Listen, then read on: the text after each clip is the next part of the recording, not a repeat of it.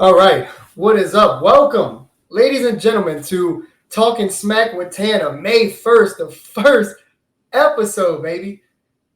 This is going to be our sports show.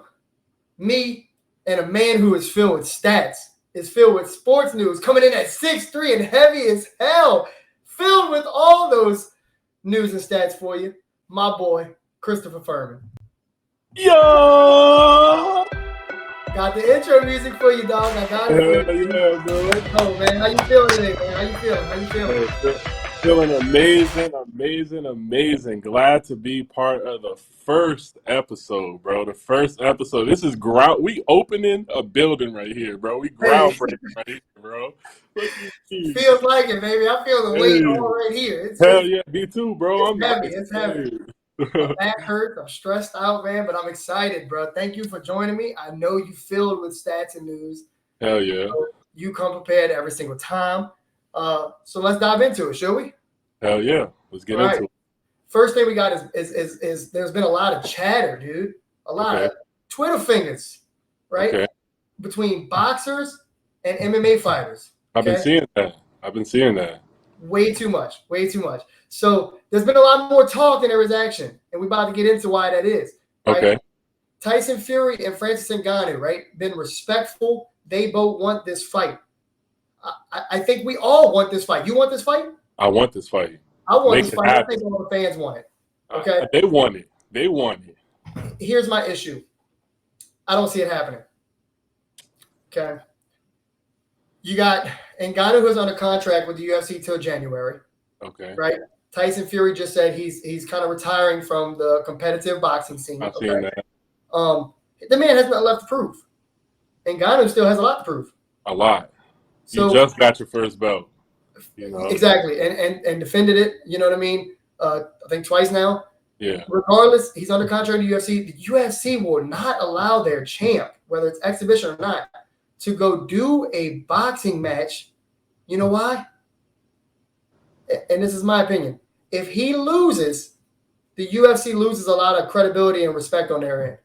Absolutely. You know, you can't say you got the baddest man on the planet and go lose to a boxer in Tyson Fury. But here's my perspective on this, bro. I don't think that it really hurts that bad because dollar for dollar, Conor McGregor is still by far the biggest star in UFC and easily one of the biggest athletes on earth. Like, regardless of the sport, he's probably bigger than any boxer, honestly. It's just boxing money is built different. It's built different. This is why Conor went and took that fight. This is why Ngannou wants that fight. This is why Canelo keeps engaging in these conversations because, bro, you're talking about a purse. These are the best fighters in the world that are going at it. It's not going to be some chump or something. It's champ versus champ in their respective sport. It's going to be a $50 million purse, bro. Talk your smack.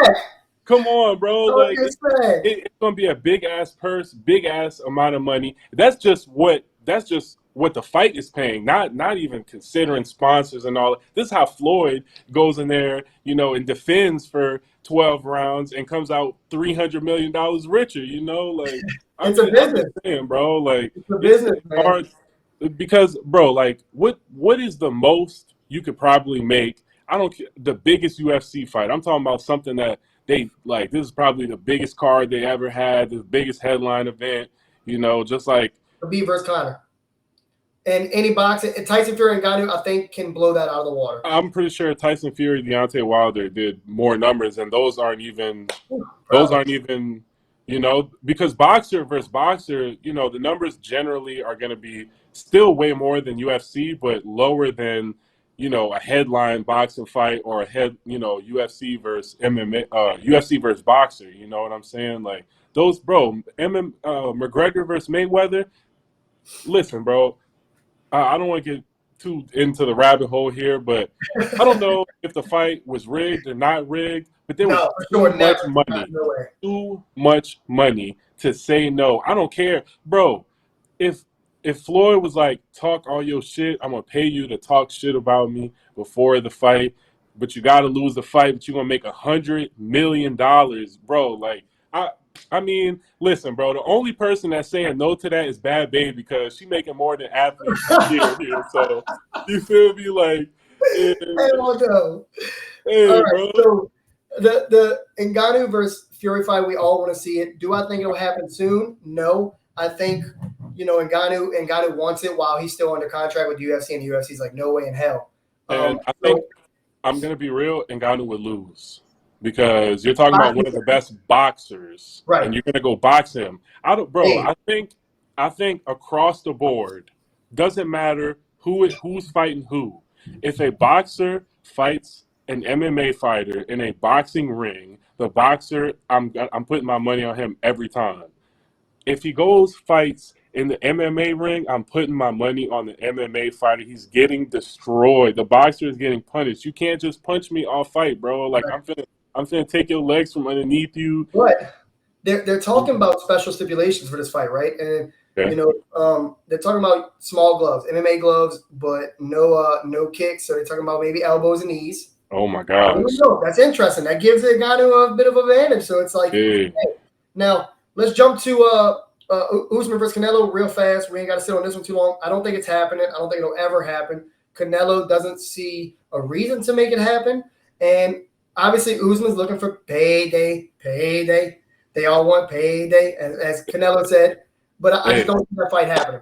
You know, I UFC will never allow personally, it. this is what I think. I think Canelo would take the fight because Canelo is, don't quote me on this because I don't have the exact record, but he's like 56 and 2-0 or something like that, right? Yeah, Or yeah. 2-1, right? He has like two like no contest, the one loss to Floyd, and then the rest is straight wins. And you add an up and coming, looks like gonna be a powerhouse in the UFC for the next few years. Yeah. I'm thinking Usman's One gonna of the be greatest contending for welterweights the of all time. title. Yeah, I'm thinking he's going to be contending for that belt for at least the next 2 to 3 years. You know what I'm saying? And Yeah. that Easy. might be a long. Some people fall out; they burn out quick. Hey, you're a bright flame for like a year or two, and then you burn out. But I don't see that with Usman. Like he looks like he's doing everything he can to stay in, like at the top of his game, so that he can be at the top of the game. You know what I'm saying? Right. And honestly, I think both of them would take that fight. It's just Usman. I'm pretty sure he's not gonna do it. I've already seen him say, like, tweet, the purse has to be like huge. It has to be a huge amount of money on the line for him to take the fight. And I agree, bro, because he's gonna lose. Let's be real. You fighting the Right. best boxer pound for pound in the world. I'm not messing with that, bro. I'm not listen, if it ain't 50 million on the line, I'm not even trying it. Because at that point, what are you tarnishing your legacy for? If Connor made 100 million, and bro, after that fight is when I think he started getting more into his whiskey company that he ended up selling for what? How much he sold it? $1 billion or Oh, too whatever, much money. bro. And so okay, so you lost money, or you lost some credibility in terms of your capabilities in the ring or in the octagon because that fight, I guess, affected him when he went back to MMA because he wasn't doing shit when he went back to MMA, Hey, it's But hard to be hungry when you wake up on silk sheets, baby. come It's on, bro. hard. So When you look, wake up and you see in your bank account say 101 million, something thousand, I'm two not waking up. hundred I'm laying eighty. in bed all day long, dog. You feel But me? You call for your balance. Mr. Morris, your balance is like 240 million, something thousand and something cents. Like, bitch, you ain't even have to tell me the cents. As soon as you said two something million, what? I'm hanging that bitch up going right back like this. All Bro, right, let's bro. dive into this. Let's dive into this real fast about these boxing versus MMA fantasy fights, right? Yeah. So obviously, I have on my list the two that we just went over: Francis Ngannou versus Tyson Fury. I have Canelo versus Usman. Okay. Okay. Now, these three may surprise you. Okay. Okay. Bear with me. I think this is my best one on this list. Max Holloway versus Manny freaking Pacquiao. Wow, that would be My God, wow. I would love to see that. Same Bro, way. that's an amazing fantasy fight, bro. I never, ever Never thought of that. conceived that shit, bro. Dude, Like, oh my gosh, honestly, bro, to Nuts. be honest though, Different. I if it's a boxing fight, I mm-mm. would still love to see it. I would love to see Yeah. it, but Piss on this the winner man and is piss on the this money. I man is don't care. way, way, way too fast. He's Ooh, and but he, Holloway got that reach and he I got know that he's power long. unit, that power. Ooh. Yeah, I know he's His like, long as hell, and And I've seen Manny get knocked out before. I ain't never see Holloway get knocked out. yeah, Holloway and and John Jones statistically have the strongest chins. MMA on Point, shout out to them. They did a video. It's an amazing video, like 20 minutes long. Did a video on MMA's strongest chins, and they literally narrowed it down by like amount of fights, amount of strikes taken, amount of like top 15 opponents. Like it's an amazing video. Go check it out. okay. Max Holloway and John Jones are tied for the strongest chins in the UFC statistically. I believe that because Volkanovski fucks people up, but Holloway looked pretty solid fighting him. You know, like he looked honestly. Let's be real. One of those fights, I thought Holloway did enough. The second one for sure. Yeah, it was the second fight, right? Yeah, the first Yeah. fight he kind of got walked through. The second one for sure. It was like, okay, he deserves this, but they say to beat the champ, you gotta beat the champ. So you gotta beat the champ. Yep. My fourth one is God, I'm still a McGregor fanboy, no matter how hard I try not to be. McGregor versus Mayweather. I gotta see that fight again. And I think it's more possible now than ever because it might be. McGregor's MMA career is dwindling down. Hell yeah. And people say, oh, that's a hard sell because he's not on top of MMA anymore. No, but he did go 10 rounds with Floyd. He did land some pretty good shots. You know what I mean? And he's still Conor McGregor. The money's there. The star power's there. I say we see that one again. Now, this next one. I think on that last one, I think the result will be the same, though. Even though Floyd's, I don't know, X amount of years old, I just think Conor's got too much money now. Like, you could just tell, bro. Like, listen, we could talk about whatever on the show. Conor, some of those videos, bro, there's a page on Instagram called Thursday Lines, which is like a page. It's funny, bro. It's like a page for like, I guess people that smoke crack or coke or whatever. And bro, they be posting like videos of McGregor just doing regular stuff, and it fits so perfectly because he's doing stuff that crackheads do. It's like he's literally sitting in the bed, like eating a popsicle, and he just looks at the camera. He's like, "Ha ha!" You know, and he's like, yeah, like he's just weird, bro. Like he's just like, dude, and he'll be laying like every time, like he's got like some freaking $2 million watch on, you know, like he's got all this money around him, but he's bullshitting on the camera. Like, he's just like, I don't know, bro. Like I'm like, yeah, he's high, he's on something, you know, he's living good right now. I got $100 million. What I'm worried about, you know. This next and the last one I'm gonna go over is our fucking guy, you know, and John Bones Jones, our fucking guy, the GOAT, the greatest ever, you know, the greatest. This is the only one that really can't happen. But I would give my left nut to see it. Is John Jones versus Mike Tyson or Muhammad Ali? Wow. Fuck, that would be an amazing fight. Wow, that would be unbelievable. I don't think I can stress enough about how his style with Muhammad Ali's style is so similar. And you would have to watch a lot of his striking battles to understand. Like people say, oh, he's running, oh, he's doing this. The motherfucker took a lot of game from Muhammad Ali, and you can see it when he fights. So that would be my last one on the list. That makes sense considering, you know, some people think Floyd and Tyson might be the GOATs, but you know, I think the general consensus GOAT is Muhammad Ali. Sure. And if you want to, you know, you're still in a combat sport, so there's definitely shit you can take from one of the greatest to ever step inside any kind of combat arena, you know, that's been televised or watched by other humans, I guess, you know. I mean, sure, there was probably some incredible combat people like in the Roman times when they was fighting in the Colosseum, killing each other and shit, but you know, we don't know about those people. In modern times, bro, Muhammad Ali is one of the freaking most devastating, you know, boxers. I wouldn't say devastating. I would give that word to Mike Tyson, but definitely one of the most skilled, crafty boxers, especially because he was a heavyweight.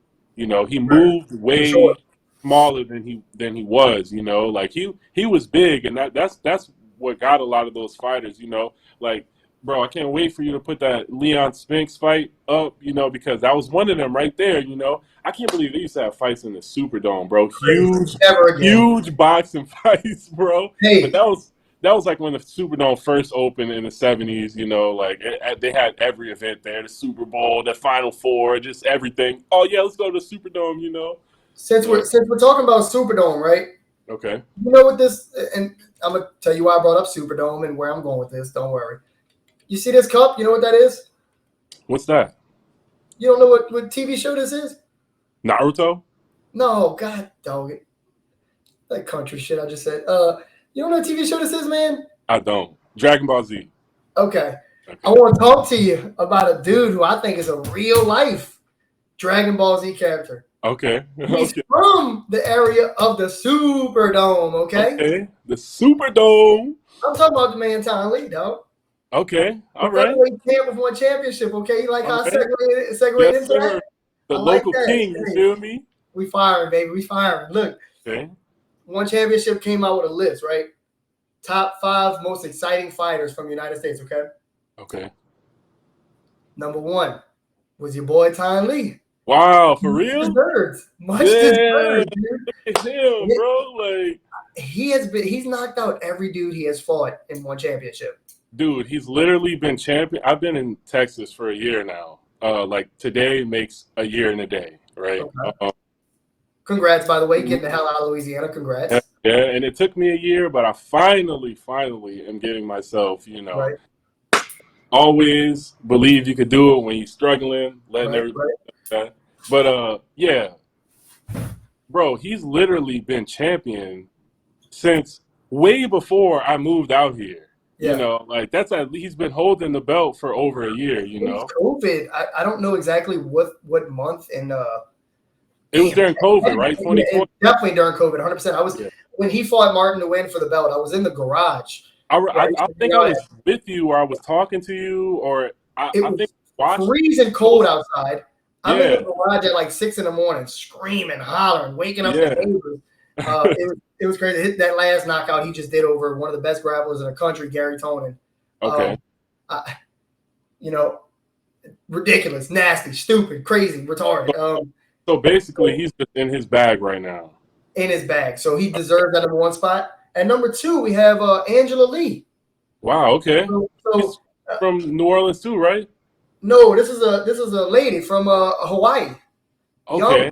and she Okay. just had a baby. She came back and had a great fight against Stan Fairtex. So Okay. Angela Lee, much deserved. Number 3 is a guy you're very familiar with, Demetrius Johnson, one of DJ. the other goats in Go. of UFC. So One and of the MMA. craftiest fighters ever. 4, we got Jeanette Todd. She's a Muay Thai fighter, I believe, and a kickboxer. I seen a video of her like just head kicking the piss out of some poor girl, and it scared the shit out of me watching it, and it looked like it scared the shit out of her when it landed because she was just like, "Hey, I'm like respect, I'm backing up, like I got her, it's over with." And then number 5, I can't say I know too much about this guy. I'm gonna do some more research. Jared Brooks. Okay. Don't know too much about him, but I mean, fucking Tana Lee, number 1 on that list. Amazing. Yeah, that's the best part right there. Yeah. Tana Lee, my Shout out dude. Tana Lee. Bro, I mean, he's ahead of. Demetrius. Yeah, bro. One of the goats. It's like, bro, put some respect on that man's name, bro. Like, give him his money. That means. I mean, I know, just because one person beat one person, that doesn't mean that this other team could beat that team because they lost to a team that this other beat or whatever. Yeah. But I'm thinking Tana could beat Rod Tang. Yeah. I think it could be small, way too small. Yeah, DJ just beat Rod Tang.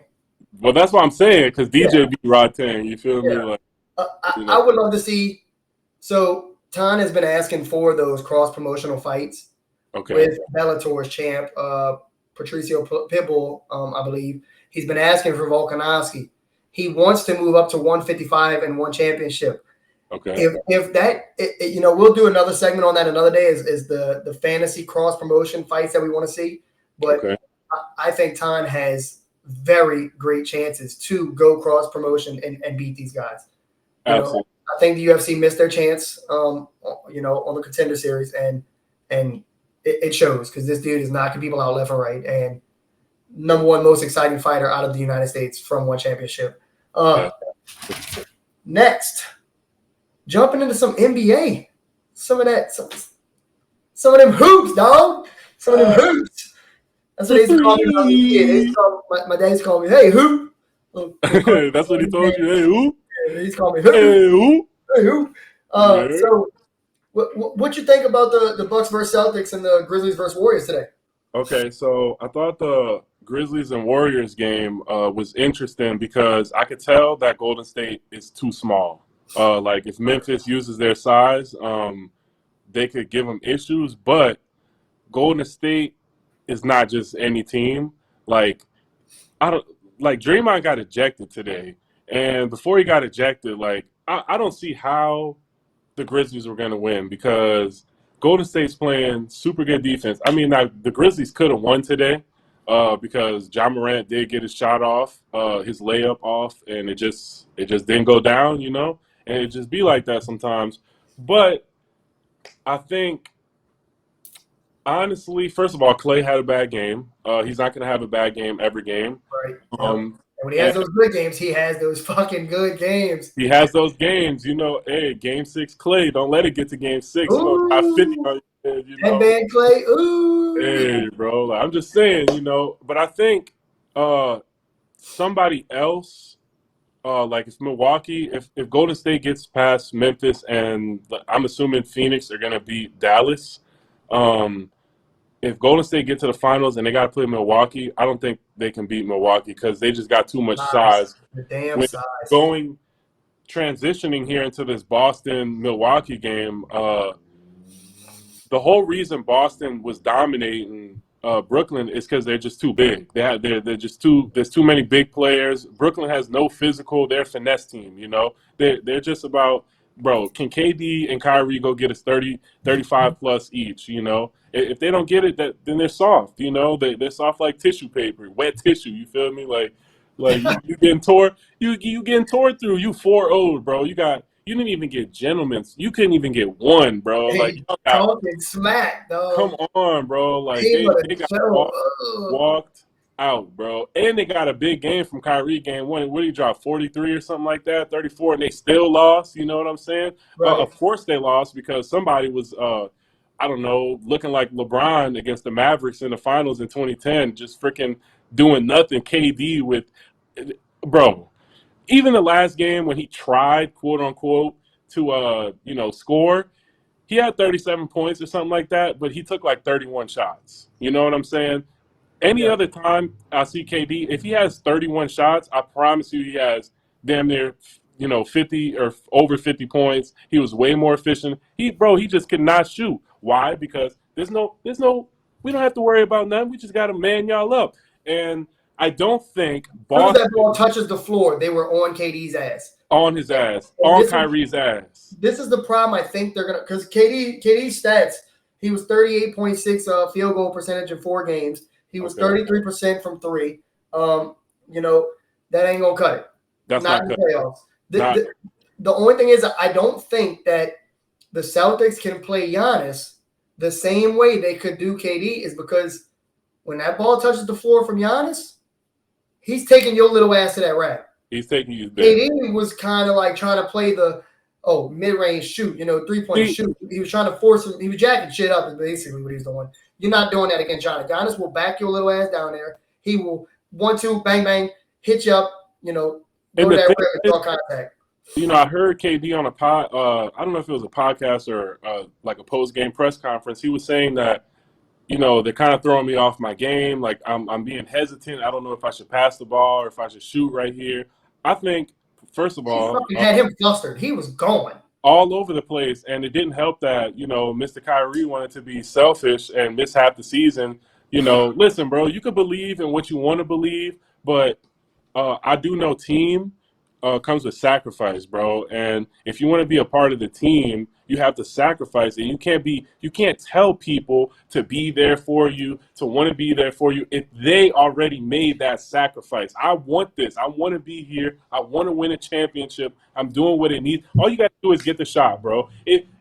You're the villain no matter what. If you get the shot, oh well, I got the shot. I'm still here. I might not be tomorrow or whatever the case may be, but this is what fucks me up. This is when I knew the Nets were done, right? Is obviously, James Harden wanted to leave. Kyrie was being selfish all season. You're not just going to come back to the playoffs and be normal. But when I heard KD say in an interview, right, that Kyrie say, there's bigger things in life than basketball, okay? So, dude, you get fucking millions of dollars to play your sport. Go out there and win. That is your job. Entertain the fans and win. And then when I heard KD, what did KD? I don't remember. But they weren't on the same page. They don't care. Kyrie and KD have their rings. I feel bad for the Steve Nash and the other dudes on that team. I feel bad for one guy that they brought along on the trip that, technically he really didn't even want to go there from Jump Street, but he went because they told him to go. We want you to come. And then Kyrie decides, I'm not going to be there. So now he's in Philly. You know what I'm saying? I don't feel bad for him. He is dog shit to me. I think he's more I understand, but I'm not going to say, I wouldn't feel bad if I was in that situation just because he's playing badly. I think he's selfish too, though. I'm talking a little smack here, but I think he's selfish too because you go into the off season and you pull a Zion Williamson, you get out of shape and you get it's every off season, bro. Yeah, James Harden is one of those players that plays himself into shape. I don't know if you noticed Luka had to do that. Yeah, bro. Yeah. In soccer, a lot of people don't know this, but Eden Hazard didn't eat right, didn't take care of himself. That's why he keeps getting hurt every offseason. Yeah. When he left Chelsea, right? Yeah, when you're young and your body's able to do all these things, but as you age, little by little, bro, people think shit's never going to get to them, it's never going to happen, it's never going to catch up to you. Yeah, bro, your decisions catch up to you. And you can notice signs, I don't want to get off into a soccer tangent, but, Messi. We will after these predictions. Yeah, Messi, a little small point. In 2014, before the World Cup, they lost. Barca lost La Liga on the last game of the season. Yeah, he had injuries. He was in and out the lineup. He still scored 28 goals, but that's well below his standards that he had set for the few years before that. He was scoring 40, 50 goals and shit like that. Ridiculous, record-breaking numbers. And then you come back down to 28, and you could just tell something was wrong with him. Literally, this is my favorite player. I could see it on him. Yeah, I'm looking, bro, was that it? Is he not going to be that player anymore? And that offseason, he changed he changed his diet. He changed a whole bunch of stuff. Sure enough, the following year, they win La Liga, Copa del Rey, and the Champions League, and he wins the Ballon d'Or. He comes back and that's what it is. But some people don't catch it while it's not that big. Right there, he didn't have any big injuries. It was just little injuries that because of the way he was taking care of himself, because he was really mostly relying on his talent and his great teammates, to help him get to where he was going. But at some point it's bro, your body can't just do it all by itself. You need to help your body do what you're trying to do. And I don't think James Harden ever tried to do that. There's people here in Houston that tell me, I've met multiple people already that the Rockets will lose a game. After the game, he's at the strip club. You know what I'm saying? Which is not. I'm not surprised that James Harden is in a strip club. Right. This shit. It's just bro, I could just tell you don't care about anything. If after a loss, you don't even have the bro, if I lost any game, I'm going home. I'm going home. Yes, Let me just think it over. Yeah, I'm rich. I could go hit the strip club any day. I could go throw a couple dollars, and I could literally go club going up on a Tuesday. You know what I'm saying? It's Sunday. I lost. Let me just go home, decompress, because if I go in there, I'm just end up spending more money because I'm in my feelings. I got a whole off season to see strip clubs, and a lot of people are seeing those strip clubs right now this off season, including LeBron and KD. Let's go into these predictions. For the semifinals, I love when Shannon Skip Bayless calls him "look on" and Oh yeah, Kevin Duquesne. I'm like, I love yeah, it. you can't. Yeah, Let's go into Lagon. these, let's go What's into these Lagon predictions. doing? We have Grizzlies versus Warriors. We have Suns versus Mavericks. We have Celtics versus Bucks, and we have Heat versus 76ers. Real quick, I think the Warriors are going to win in 6. Okay, I agree. I I would agree. think Suns versus Mavs. I see the Suns getting it done in 7 games. Okay, I'm calling Suns in 6. Okay. Yeah. Suns in 6, so a little difference there. I see Celtics versus Bucks. Oh my God. Celtics in 5. You want Celtics? You don't I want mean, Celtics? no. Milwaukee in 5. Okay. I'm gonna go with Milwaukee in 6. Okay. But I Yeah, do they have think no Milwaukee answer. They really have hit no answer for Giannis. at all. You know, he literally played bad today and still had a triple double. And Marcus Smart today was dealing with some injuries. I know his shoulder came out of socket and looked like he was limping off the in the locker room in the back after the game. And then Heat versus 76ers. Heat in 4. Heat in Jeez. 4. Heat in Hey, 4. look, if you ain't Joel got Embiid. Embiid, you are baked No barbecue Embiid. chicken, son. No Yeah, Embiid. it's I fire. absolutely have. I Hey. have this much trust in James Harden. You know. Oh, You feel me? I don't So think James Harden has trust in James Harden. Okay. it looks like it. It looks like he doesn't even believe in himself. Like Yeah. honestly, you feel me? That is a shit show. Anyways, How you get bad in literally like over the course of a couple months? Like how do you just like you feel me? Like you're not. I've only time I've ever seen somebody drop off like from being super like just unbelievable to shitty is Peyton Manning, and he was literally like 41 years old at that point. You know what I'm saying? yeah. Like James Harden, you're like 32, bro. Like how the fuck are you? Chris Paul is And to me, he's 30. never showed up in the playoffs. Huh? James Harden has never showed up in the playoffs. Never, bro. The Never. And playoffs, that's bro. fire, 'cause I I don't like noticed a lot of these players in the playoffs, like if you're a star player, Shannon said this so perfect on Undisputed, bro. Like I'm just gonna quote him. He said, if you're a star player, your numbers from the regular season can't go down when you get to the Yes. playoffs. Like you need to You do will more. fucking lose every This time. is like you, bro. KD giving you less numbers. Kyrie was giving you less numbers. Now, if you got something like, where you're just playing such good defense, and Jason Tatum can give you maybe his average or just barely below his average, that's fine. But mostly as a star player, I know for a fact LeBron, he's averaging in every series, he's averaging more than whatever he averaged during the regular season because he understands it's the playoffs and they need me to do more in order for us to get through. If your numbers are going to go down in the postseason as a star player, then you better be providing for your role players. Absolutely. Grayson Allen has been shooting his ass off. Absolutely. He's a role player that is killing and making an impact because his team is feeding him at the right times. Hey, Absolutely. I'm Giannis. I draw this double. I'm going to kick it out. You hit. Do your job. The hell was that motherfucker blue win that? My bad. No, you're good. Let's dive into. We got about 26 minutes left. Okay. Let's go ahead and dive into the Saints draft class. Okay. They drafted round 1, pick 11, Chris Olave, wide receiver from Ohio State, right? I love it. I love that pick. The 19th pick in the first round, they got Trevor Penning, a tackle from Northern Iowa. Okay. Second round, pick 49, Alante Taylor, cornerback from Tennessee. Absolutely. We need cornerbacks. Round 5, pick 161, Demario Jackson, linebacker from I can't say that. Appalachian State.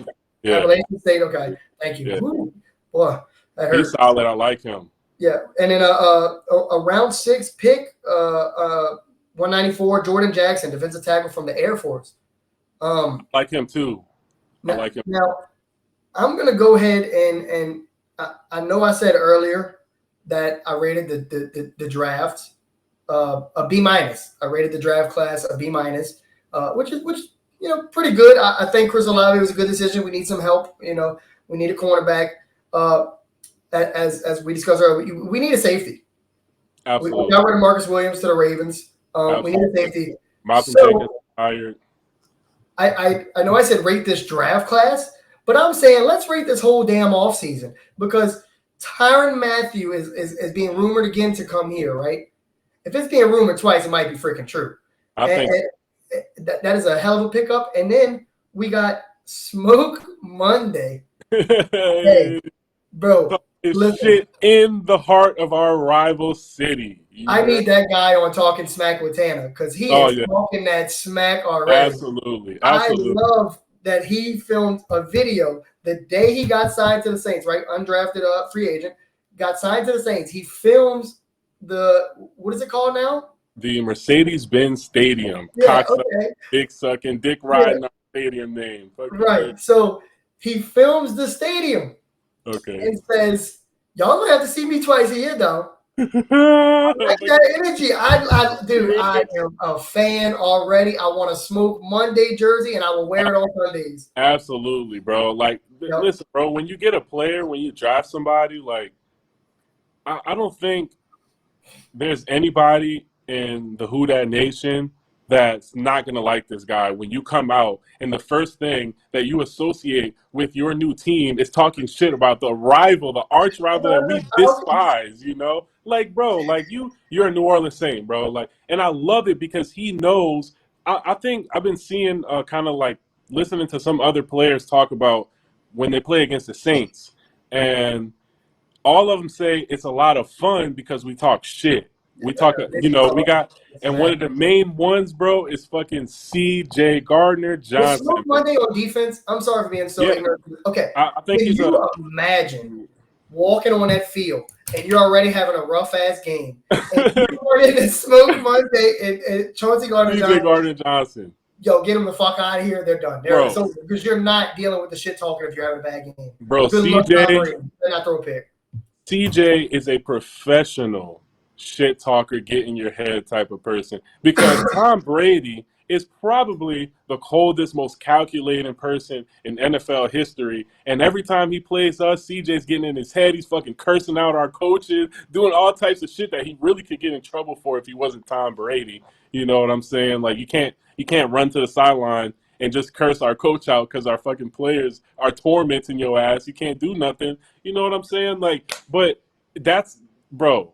And I just love it because it's like we're using everything we can to influence the game. Like if I aggravate Tom Brady on this one play, is he going to throw an incomplete pass? Boom, let me aggravate him. He threw an incomplete pass. All he probably did was flick him or something, like, hey, Tom, you just stick your helmet in, you stick his hand, you just like touch his eyebrow or Little something. annoying That just shit might be will enough drive you to, nuts.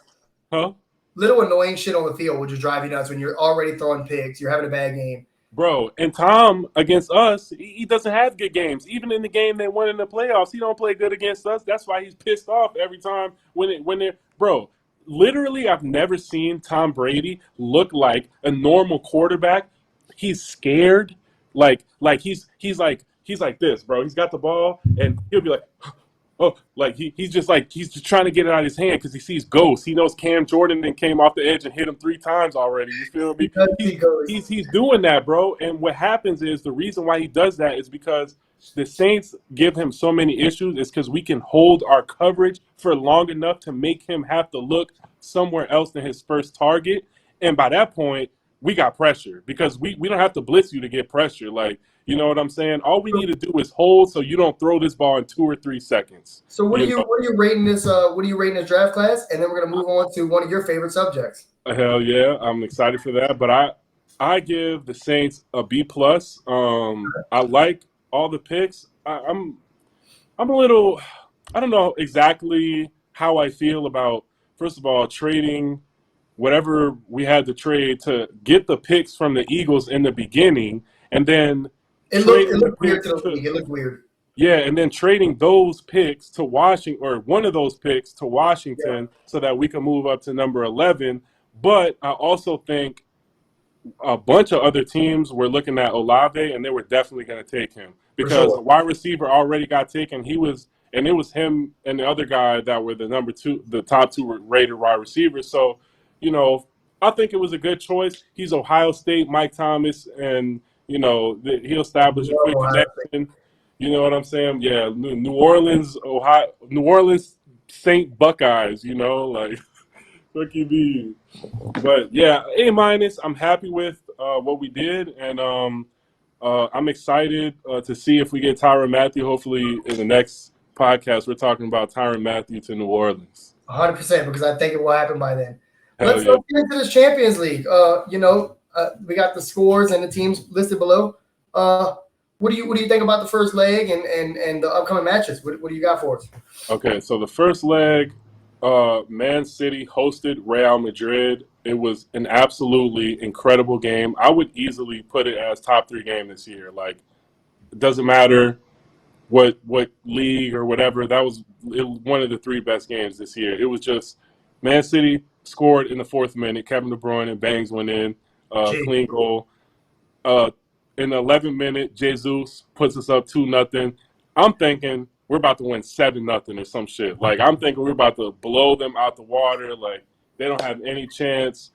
And sure enough, the guy that I'm pretty sure is going to be the Ballon d'Or winner this year, Benzema, Bangs went in and tells us, hold on, not so fast. So it's 2-1.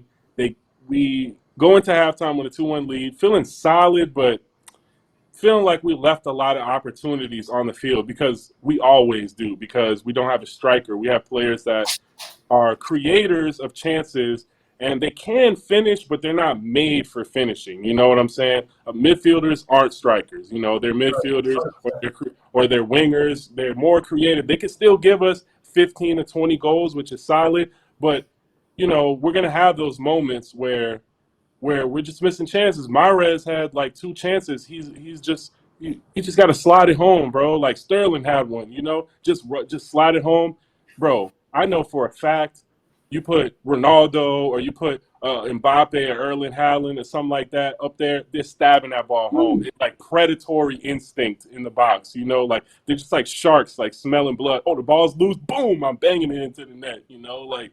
But players that, especially at City, where the big focus is passing the ball, sometimes we're too cute. We're trying to freaking damn near pass the ball into the net. This happens when we play FIFA sometimes. When I'm playing with City, I damn near try to pass the ball into the net, and I'll see, oh, you know, I'll see we have, I'll see we have like For the viewers, we're on a tight time schedule. Chris has to go somewhere, so I texted him what time it was, and he gave me the old.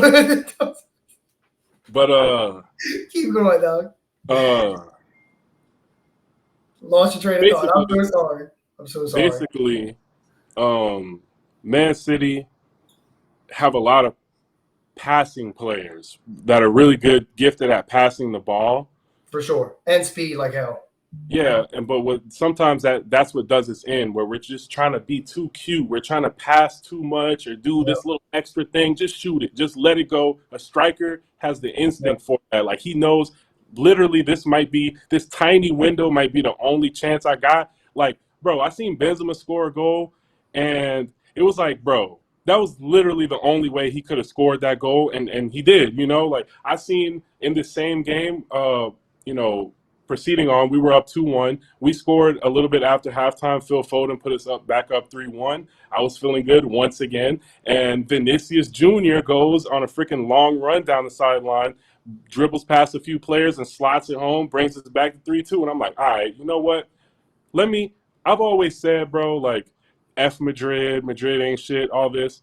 I've watched soccer for long enough. I don't like Madrid because that's not my team. I'm a Barca fan. But I have the utmost respect because that is the biggest club in the world, because you could just tell, bro, like, you look at a Man United, you look at Barca, you look at Bayern, they go through slumps. You know, Real Madrid doesn't go through slumps. They still, bro, the only way you win in 35 La Liga titles, which Bayern have what, 20 something or maybe 30 Bundesligas, way easier league, right? Yep. It's mainly 2 teams, them and Dortmund. And the other team, listen, Bayern done won their 10th Bundesliga this past week, 10th in a row. That's the European record for most consecutive titles won by a team. And you go look at Real Madrid, and they have, bro, the second most Champions Leagues is AC Milan. They have 7.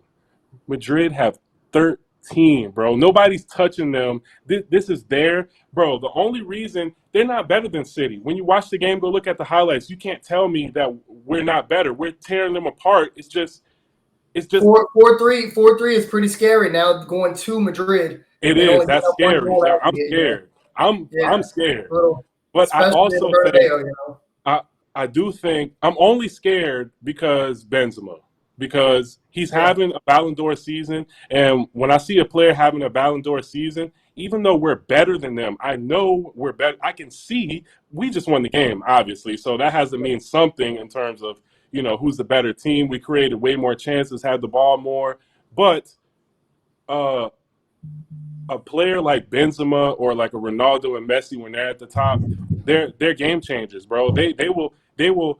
Oh, Man City's up 2-1. Look at the PSG game. PSG won the first game, 1-0. Madrid didn't do anything. They were super like sitting back. They didn't want to get attacked. They go back to Madrid. Mbappe scores the first goal, so it's 2-0 on aggregate PSG. And then in freaking like 15 minutes, Benzema scores three. Game over. 3-2 Real Madrid. They go through, eliminate PSG with all their superstars and all that. You know what I'm saying? And I'm not going to sit here and say that can't happen, because it most definitely can happen. They just won La Liga. They feeling high and mighty. They throwing everything they got at us. Meanwhile, we're still locked into the one of the hardest title races in recent memory with Liverpool, which is arguably every the year other in the best Premier League, team. it is a hard race. I mean, sometimes Yeah, some sometimes somebody runs away with it, but I mean, yeah. it's still the toughest league, I think. Yeah, I would say over the last few years, it's only been City and Liverpool. Right, But sure. there was one season that we ran away with it. That was our 100-point season. There was one season that when they won the title, that one season they won the Premier League, they ran away with it. And then the other two seasons, we won. One of them was another season that ended only by 1 point. We literally had to win our last 14 straight games. Like, we had to win all 14 games because Liverpool did not stop losing. I mean, did not stop winning either. So we just had to run them down. We just had to keep winning every game. And some of those games, bro, like, it was going down to the wire. But anyways, I'm getting off on a Man City tangent. We talk about Liverpool, Villarreal real quick. So this will be kind of quick. Villarreal, they are a Cinderella story, a fairy tale. They knocked out Juventus first, which was pretty. I mean, they're not better than Juventus, but Juventus just played so bad, like they deserve to lose. Like you were just trash, like they were. I mean, They you were lost Kevin Durant in the playoffs, man. literally, bro. Like Oh, man, that's bad. Juve, bro, Juve had no business losing to Villarreal, bro, but they didn't understand how Villarreal were going to play the game. And basically, Villarreal doesn't give a fuck about having the ball or possession. They're going to sit back, and when we get our chance, we're going to hit you, and we're going to take it. When that chance comes, we're gone. We're gone. We're going down the field, and we're going to get what we could get. Juve was like, oh, okay, we're gonna go back and forth with you, and got their stupid ass beat 3-1 at home. You know what I'm saying? Like, you're not built for that. That's not your game, and that's Villarreal's game. You're gonna play them at their game, all right? You're gonna see, you know what I'm saying? Like, that's why bro, you have to just play your game, because I've noticed a lot of teams when they play City, they sit back, or Liverpool, they sit back. They don't play open like City and Liverpool play. Let you go try. Let one of them little shitty relegation teams like Norwich or something like that go play an open game. Oh, yeah, we're going to go back and forth and try to attack. Bitch, it's going to be 10-0 at the end of the game. Like, you're going to get torn apart because you don't have the quality to be able to do that. Bro, there's Right. games, like, you could go, I'll give you an example, right? You could go look up the first time Man City played Leeds this season. We won 7-0. Go look at Kevin De Bruyne in that game. Bro, if you let this man have open space, right? This is why teams sit back, so that we don't have lanes to pass through and move the ball around. They make it to where we're crunched into this area, and we basically got to shoot from outside the box and make it hard on us. But teams that play open, bro, Kevin De Bruyne is a wrecking ball. I promise you. Every game that somebody plays open, like we play Liverpool. Liverpool play open against us, obviously, because they're capable of doing that. Kevin De Bruyne be cutting up every time. But I'm not gonna lie, they be hitting us. They be hitting us because Hey, Liverpool. You feel me? They like that. They could come back. Villarreal. somehow, some way, the Man City tangent has made its way back Oh, around. I know, bro. Look, I know you Bro. got to get going. It's 8 o'clock on the dot. Okay. Let's go over UFC 274, Oh, and then we'll wrap it up. What you got? You got something else on I that? was gonna say we could go for like five more. Five Okay, more. let's go ahead and jump to UFC 274. Okay. Stupid, massive, dumb card. Absolutely. There's two title fights, right? Two of Trevor Whitman's fighters. We got Charles Oliveira, lightweight champion, against Justin Gaethje. Banger of a fight, right? I'm picking against Charles Oliveira. I'm going with Justin Gaethje. I was gonna I'm going with third round knockout. That's what I'm going with. Oliveira's the current champion, right? Yes, sir. Yep. Let me just ask you real quick. He lost the belt, won it back. No, sir. Oh, okay. No, he's had a long career in the UFC of just like making his way up, and he beat, oh shit, who did he beat for it? Oh fuck. Michael Chandler. Oh, okay. I might be getting confused with a different. I might be getting confused with a different fighter in a different weight class, but I thought there was somebody that won the title for the first time, but then they lost it in their next fight, but then they fought again and got it back. I don't know who that is. No idea. I might be wrong, or it might be a boxer. I might be all over the place right here. Let me stop interrupting. No, you're good. You're good. I'm tripping, bro. I'm going with Justin Gaethje, third round knockout. I just think that Charles Oliveira gets hit a little too much. I will say Charles Oliveira has the way better jiu-jitsu, clearly, but Gaethje can stop those takedowns and stop him from getting to the ground. I'm gonna go Gaethje by unanimous decision. Okay. I'm gonna go Gaethje. On that far at all. I mean, if it goes that far, it's gonna be a barn burner of a fight. Or it could be a cagey ass. Nobody really wants to get too beat up bad, and I'm just gonna keep my distance. But these guys, not Justin Gaethje. Yeah, these guys aren't that. the next fight we got Rose Namajunas versus Carla Esparza. Oh, come on. Carla Esparza. I love Thug Rose. So, let's be real. Thug is taking this. After she beat shit can happen. I don't see it happening this fight unless it's something on the ground that gets a little tricky with Carla Esparza.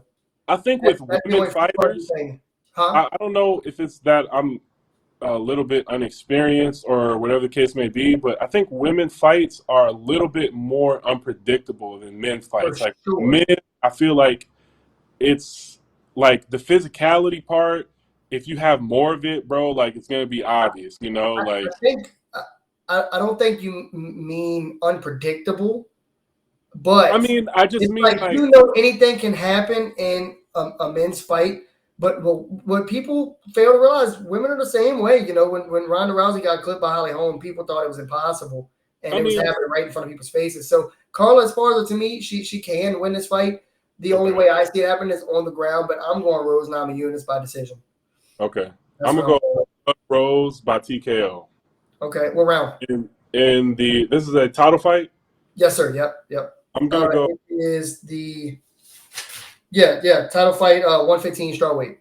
Okay. I'm going to be real. I'm not too familiar with Carla. So I'm going to give her the benefit of the doubt. I'm going to say TKO at the beginning of the fourth. She gets 3 rounds out of Rose, and then she gets her on her way at the beginning of the 4th round. You feel me? Tony Ferguson versus Michael Chandler. Chandler. I'm going with Chandler. Tony's done.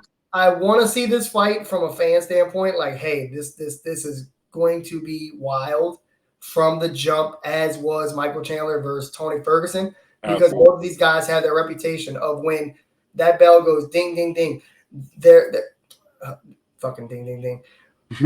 When a ref says, this ain't boxing, when a ref says, you ready, let's fight, those dudes are coming out hot. Absolutely. These dudes don't care. Tony Ferguson, bro, Tony Ferguson is the type to throw his whole existence at you to fight you, bro. Like, his whole shit at you, bro. Like, I'm throwing everything, my foot, my toes, my bro, I will fucking spit on your face if it makes you tap out. You feel me? but I am going with Michael Chandler, I'm going with him in the first. Damn. Okay. I hate saying it. I Hey, he hate said saying it. Tony retired. But I'm going with Michael Chandler in the first. I think he's too much. He's weird. He's different. I'm He's a gonna say freak athlete. I'm gonna go Michael Chandler in the second. I'm not Tony. I mean, let's be real. Tony is an experienced fighter, and if this could possibly be his last fight, I don't think he's gonna go out like a bitch. I think he's gonna do everything he can. But I also think you can't do anything about if you're just not that guy anymore. Like if you just don't have the capabilities to be what you were, well, somebody's gonna show you that you can't do this anymore. And no sport no sport does that shows you that you're not that guy anymore better than combat sports.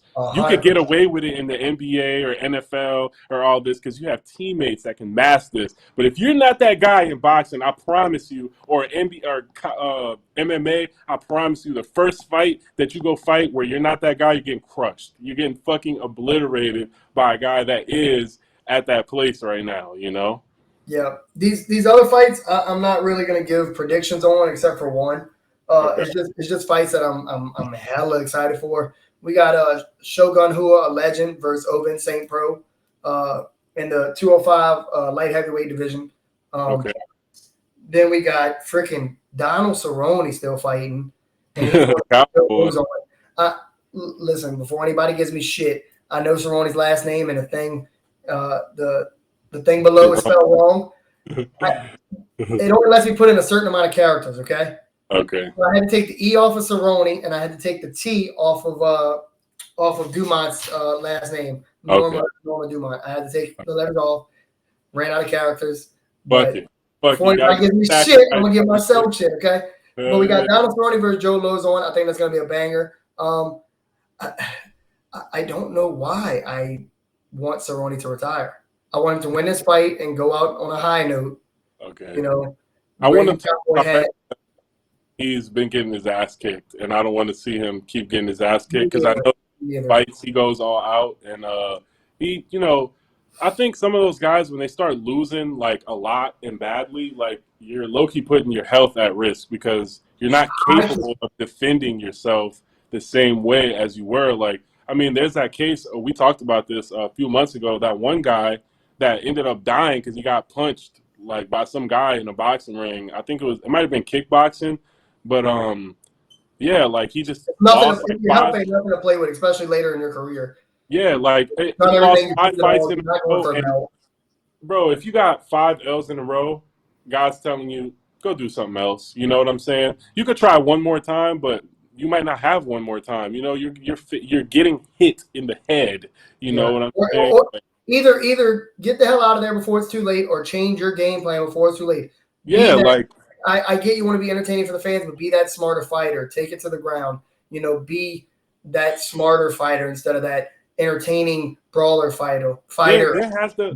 there definitely has to be something that I think since MMA is kind of so new, I think it hasn't happened yet, but we'll find a fighter that basically can do what I've seen in other sports. When players get old, they adjust their game where they're doing things that they don't need as much physicality or that the same athletic attributes that they had when they were maybe 27 or 25 or whatever the case may be. They start, in the NBA, you see guys like Kobe and LeBron, they get a little older, they start shooting Yeah. threes because I don't have to keep driving in the lane and putting my body on the line. I could just pull up and shoot this three and shit. If I make it, I made more than what I would have got if I drove in anyways. To So me, that's one of the things I appreciate most about Ton Lee and Sean and Vin, the coaches over at Mid City, is the fact that they're going in there like Ton's fights are all exciting. He's knocking dudes out bad, right? But okay. if you watch his fights, he's not going in there just brawling and getting crazy looking for that knockout. He is their thing is hit and don't get hit. Yeah. You study Ton's fights. He's knocking dudes out because he's patient, because he's being the smarter fighter. Bro, a So, lot of times in those cases, it's about who's willing to be more patient. Like if you're not going to be patient, you better have the right answer that time that you come out. Because if you Yep. get caught, if you don't have the right answer, I'm sleeping your ass. You know, like If that's you go look at his last fight, it wasn't much of a stand up fight. It ended fast in the first round, but excuse me. You goat know, thing. he was Yeah. he was still avoiding a leg lock. He was defending. I know it's not getting hit or it's not getting hit and giving hits. You know what I mean? But it's still okay. He's giving me a submission. I'm going to be smart, but hey, I'm about to give him that, and Absolutely. I'm gonna knock his ass out. If nobody has seen that, I highly recommend going to watch that knockout because there's a picture. If you just go look up that article we talked about earlier, top 5 one championships, most exciting U.S. fighters. There's a picture. The thumbnail of the video of time is him hitting Gary Tonin on the ground. You see like a small little bubble that they made sure to highlight of Gary Tonin's face when Tana hit Ooh, him. yeah, And it's like you said earlier, Tom Brady seeing ghosts. It looked like he was seeing ghosts. I was like, shit. yeah. I Hey, felt bad. I really felt bad. I was happy for my guy, but I felt bad.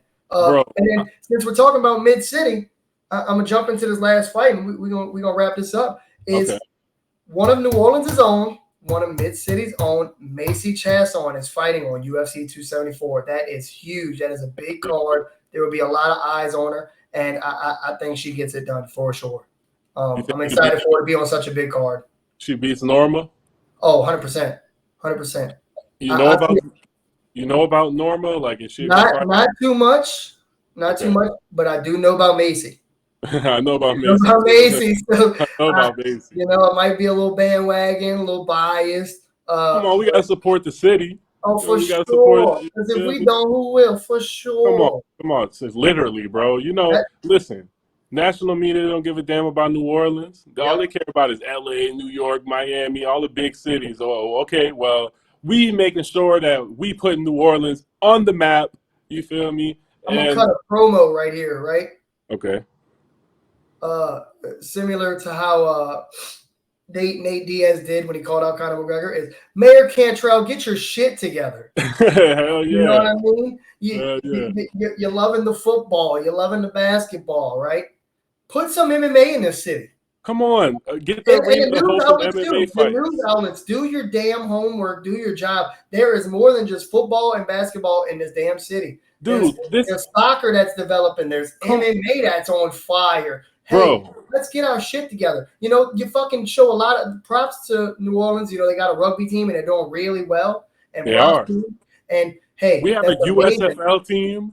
I'm friends with a lot of guys on that team, and I'm happy for their success. And I'm happy for that team success. You know what I mean? But let's get some fucking media and attention on New Orleans and MMA because it's disrespectful. Hell It yeah. really is. It's disrespectful. Hell We got yeah. guys going out there entertaining, fighting, bringing belts home. Well, Doing hella good things, and there's no attention at all. I think a guy like Ton Lee, the path that he's on, and things that he's already done, I think people are gonna have no choice but to acknowledge him. And first of all, where he comes from, what he represents, dude. I mean, bro, like I know you follow somebody named the Asian Cajun. Like, I know that's not. That's Tom's brother, Vin Lee. Yeah, see, every time I see that, I'm thinking that's time because he Yeah, just seems like a Cajun person, you know, like he's from Lafayette or something, and he eats those dudes. crawfish. So He sucks the crawfish out the shell. You feel I've me? never Like, actually been out with them, right? But from seeing them in the gym, I guarantee you they be in the club just jigging come like on, bro. Like, and same shit I be doing. It's New Orleans, it's culture. come They are New Orleans, Come like on, bro. regardless, He's they New never Orleans as hell, bro. But that's just like with anything, bro. I mean, we literally got Zion Williamson on our team, and they can't even cover Zion. You feel me? They don't give a right. damn. Like they cover us because they have to, or because we force them to. The Pelicans making it to Game 6, y'all got to talk about us. We here, bitch. You Yep. fuck you mean? Like, you know what I'm saying? Another thing on our next episode, we're talking about the Pelicans and what I think Yeah, for they sure. could do next year because we didn't And get what into the hell they need that. to do in this off season? Absolutely, hell yeah, man! Hey, bro, you gotta be excited thinking Yeah. about all the shit we're gonna So, talk. I know we getting into some more MMA shit. We getting into Tyrann Mathieu. Hopefully, we got huge Champions League games this week. Gigantic, the second legs. well, hopefully, let's do an episode. We're gonna go for an episode next Sunday We're gonna talk UFC 274. We're gonna talk more Champions League. We're gonna talk some more NBA playoffs. We're gonna talk the Pelicans. We're gonna And talk the we're gonna Saints. talk See what they do with Saints. Tyrann Matthew. Hell yeah. So, thank you for joining on the first episode, bro. Thank you for all the content and the stats and all the good opinions. And thank you for being on Talking Smack with Tana. Bro, I'm glad that I was able to be here for a whole first full episode, bro. Like, this is just the beginning. I'm so excited to be back next week, bro. Like, ooh, hell no, bro. We got the best potty on the net, you heard? One day we will, and that's a fact. Hey, man, thank you for joining. We're going to get out of here. Appreciate y'all. Peace. All right.